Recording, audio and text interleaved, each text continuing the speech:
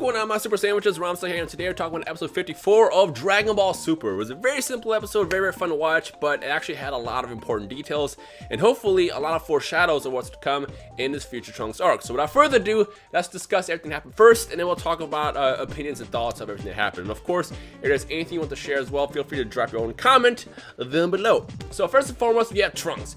Trunks is standing on top of a pond having a thing called image training, or he's doing image training, in which he basically imagines him fighting Black inside his head, but no matter what scenario he thinks about, he always loses, which is funny because, like, I don't know, I just feel like Trunks is holding himself back. Like, dude, you gotta figure out something. You gotta, like, you have so many amazing people around you that you can train with, like your father, for example, which you end up training with later in the episode, and you still see yourself losing no matter what scenario. Like, I don't know if this is like an internal fear of his own. Like, you know how, like, sometimes if you think about, oh, I want to do X, Y, and Z, but you hold yourself back thinking that, oh, there's no way I'll ever do that. A good example is YouTube.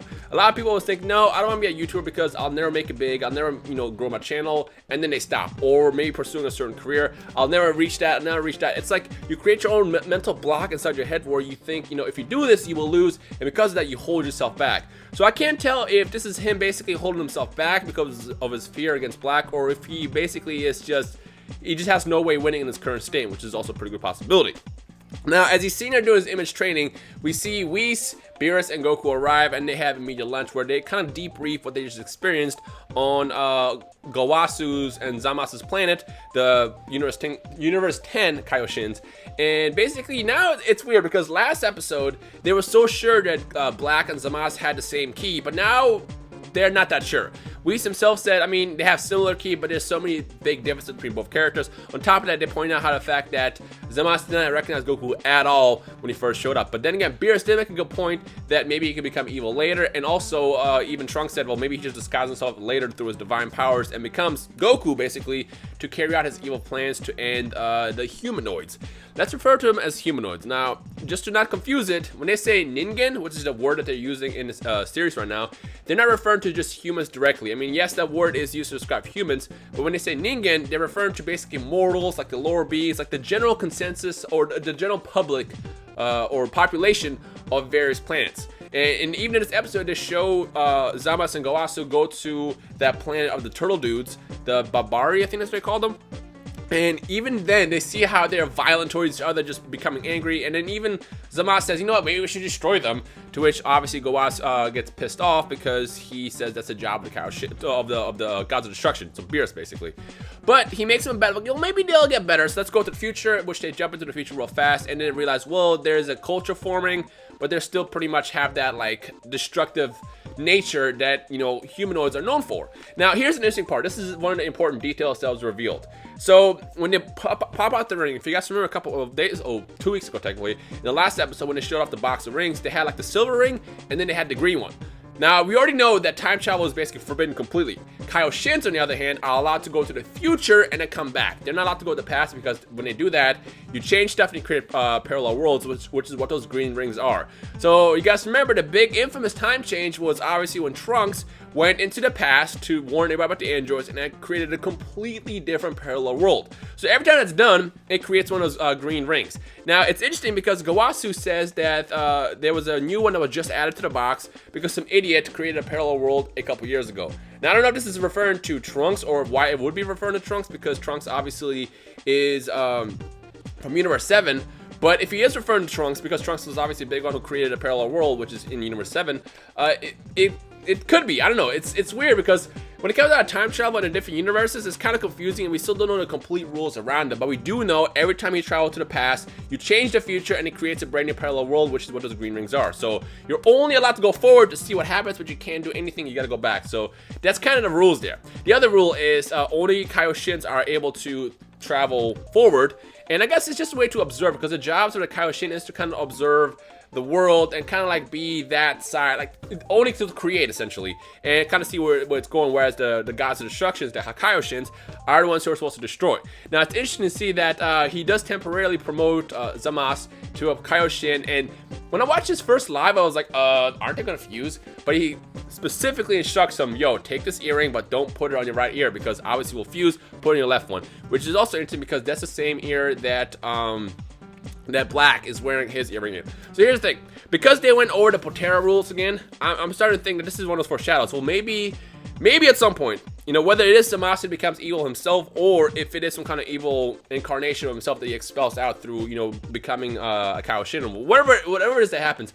I feel like what it is at some point, that thing is what finds Goku Black's body, or Goku's body, and fuses with him to take over his body. I think that's how he does it.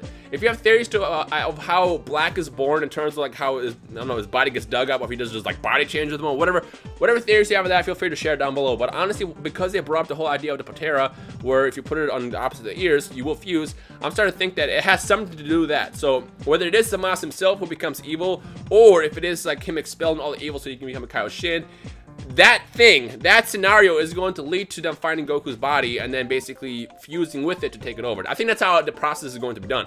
Now, we won't know for at least 2 more weeks.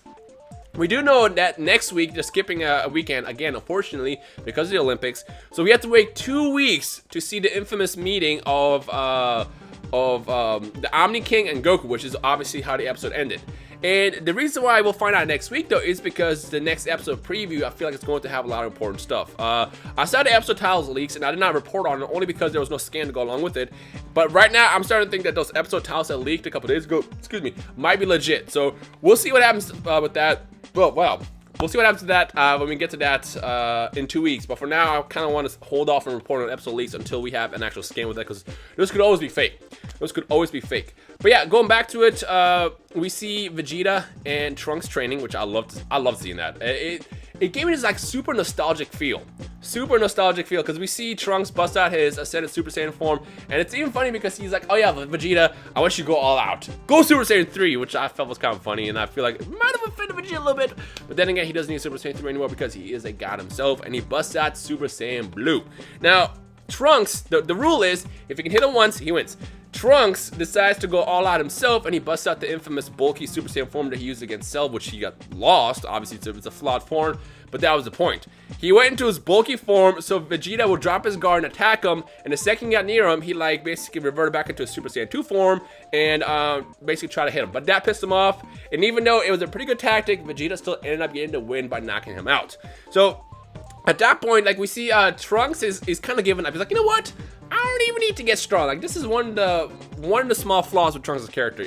He doesn't really think about the future like Saiyans do. Vegeta makes a really good point. It's not about just beating Black. Like, are you just trying to be Black and that's it, or are you just not going to worry about the future? Because like as a Saiyan, it's important for you to never lose to anybody, whether it's Black or a future person. I mean, for all you know, he can go back into the future after Black's defeated, and then someone else shows up. Like, that's just a cycle that has been going on with the Ningen. It's funny I can use that word to describe, you know, the nature of the environments that these characters live in. But yeah, you know, it's not about just being Black. You have to get stronger yourself, and then always be ready for the next challenge. In which case, Trunks gets up, he headbutts his dad, gets the win technically, because the rule was if you hit me once, you win.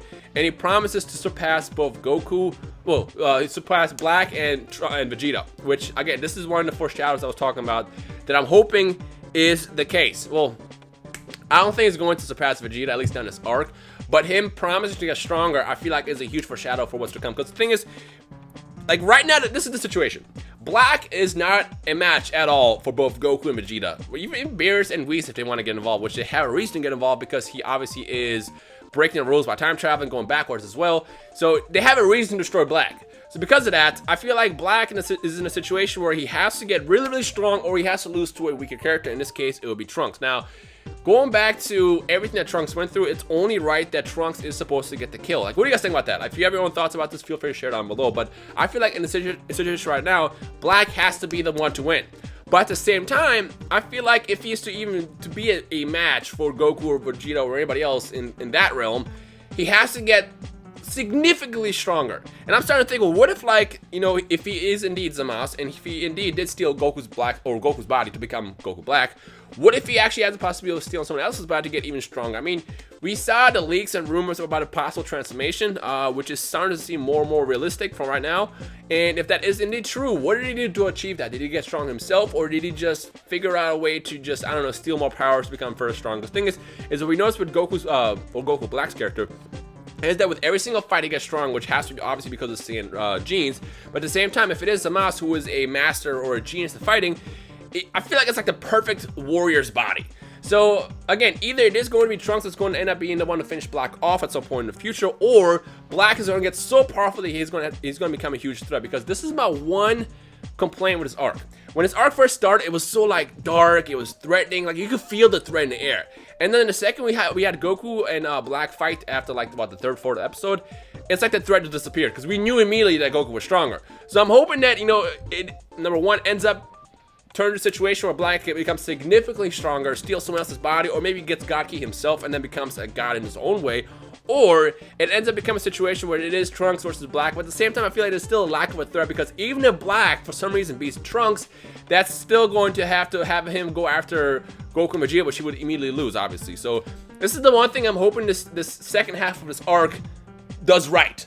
And I'm hoping, you know, we'll get more answers as we get further along over the course of the next couple weeks. Now, as far as the ending, we have a surprise phone call from the Omni King, the king of everything, and he shows up and he basically just says, I want to meet with Goku, and that's how the episode ends. So now I'm starting to think, well, isn't he, like, is this going to turn into 2 arcs? Because we do know that the Universal Tournament is a thing still, and it's either going to turn into that, or it's going to just be setting up for the future arc that's going to happen after the Black arc ends. So I don't know. What do you guys think Omni King wants from Goku? Does that have anything to do with what's going on right now? Feel free to drop your own thoughts down below. But for now, don't forget, next week is unfortunately getting skipped due to the Olympics. So we'll see you guys in 2 weeks for the meeting of the Omni King and Goku, as well as the next episode preview for that. That's going to reveal something very important. That's all I'm going to say. Because if you've seen the episode titles, if those are legit, it's going to be a very important next episode preview. But if it is indeed fake, then I don't know what's going to happen after that. But for now, there's a lot in the air, and the arc, I feel like it's just kind of doing this at this point, and I'm hoping that it starts doing this again, just because the feel of threat. Because guys, look at this way. When Trunks first came back in Dragon Ball Z, it was so like dark and threatening the entire time, like what's gonna happen, like the angels show up, they're getting stronger and stronger. Now you have 17 and 18 who are obviously superior to Vegeta and everybody, and then, you know, Goku wakes up, it's like, well, maybe there's some more hope. And then of course you have Cell now who shows up, who absorbs the angels, and it's like a constant feel of like a threatening atmosphere. And like I said, that was at the beginning of this arc, but now it's gone. That threatening atmosphere is kind of like, it's kind of there, but not really, because I feel like it's the same flaw that the Resurrection F arc had, where you knew that regardless of how strong Frieza got, he was going to obviously lose. Like, he was destined to lose to either Goku or Vegeta. And I'm hoping that, you know, over the course of the next couple weeks, we get some kind of new threatening feel to the atmosphere that really makes the arc sound more serious. Like I said, whether it is the Black that gets stronger or something else happens that, you know, takes us in that direction. Because this arc, like I said, started off very, very dark and threatening, but then it kind of dropped off just because we saw that Black wasn't that strong yet. Anyway, so that is everything in episode 54. Let me know your thoughts or anything else I didn't discuss, anything else you noticed, or any theories you have of your own down below. And I guess I will see you guys in 2 weeks. Well, I'll see you guys tomorrow, but I'll see you guys in 2 weeks for the next episode review of Dragon Ball Super. So yeah, if you're still hyped for the series and enjoying it and loving these reviews, make sure to leave a like button below. Any questions, comments, feedback, drop one down below. And other than that, I hope you guys enjoy the rest of the day. My name is Rhymestyle, and I'll see all y'all some Super Sandwiches in the comment section below. Peace.